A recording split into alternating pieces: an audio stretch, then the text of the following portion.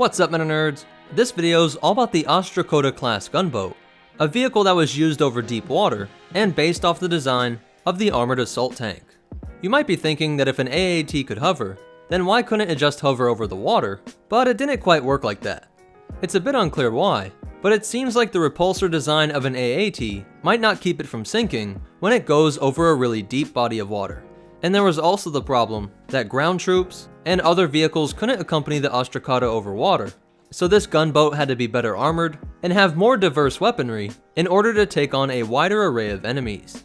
Like its predecessor, it was manufactured by Baktoid Armor Workshop and cost only 18,000 credits brand new. For reference, that is the same cost as 9 B-1 battle droids with their E5 blaster rifles and less than half the cost of the NR-N99 Snail Tank. It was actually shorter than the AAT at a length of 6 meters, or 20 feet, making it a Wookiee shorter than the TX-130 Saber class fighter tank.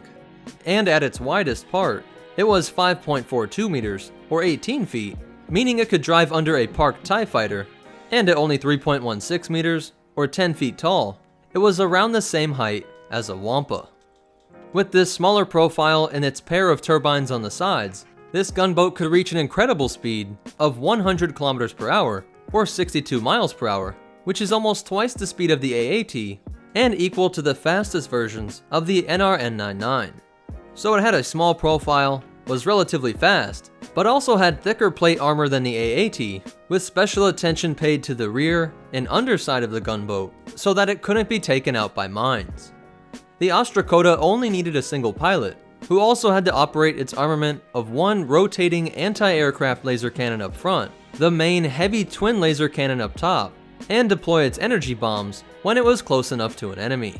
It's said that this vehicle can also carry 3 passengers, but because it's so small, I'm not sure what species these passengers have to be, but it could also carry 40 kilograms of cargo, about 1/3 the weight of Chewbacca. Though not as frequently used as their land-based counterparts, the Ostracoda was a part of the Trade Federation's plan to take over the swamps and coastal regions of Naboo, where they helped to capture and enslave the local population. The Naboo Royal Security Forces were successful in destroying some of these, while Lieutenant Gavin Sykes actually commandeered one and used it to liberate several of these slave camps. Later, on the water world of Maromir, a squadron of Ostracoda were used by Haro Rook in his attempts to reacquire a prototype cloaking device that had been stolen by the criminal Sol Sixa. The pirate Nim was tasked to track him, and in order to make sure that there was no proof that Rook had lost the device in the first place, he ordered the gunboats to take out Sol and Nim.